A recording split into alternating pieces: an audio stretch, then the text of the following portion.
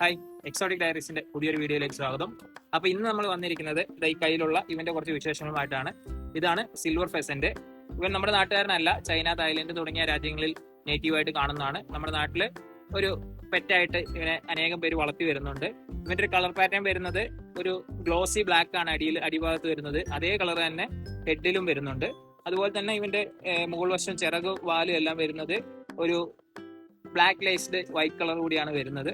അതുപോലെ തന്നെ ഫ്രണ്ടിൽ വളരെ ഭംഗിയുള്ള ഒരു റെഡ് കളറും കൂടി വരുമ്പോൾ മൊത്തത്തിൽ നോക്കുമ്പോൾ വളരെ അട്രാക്റ്റീവ് ആയിട്ടുള്ള ആകർഷണ തരത്തിലുള്ള ഒരു കളർ പാറ്റേൺ ആണ്. പെൺപക്ഷികൾ ഇതുപോലെയുള്ള ബ്രൗൺ നിറത്തിലാണ് കാണാറ്. ഒരു വർഷം കൊണ്ട് തന്നെ പ്രായപൂർത്തിയെത്തുന്ന ഇവർ 40 മുതൽ 60 വരെ മുട്ടകളാണ് ഒരു വർഷത്തിൽ ഇടാറ്.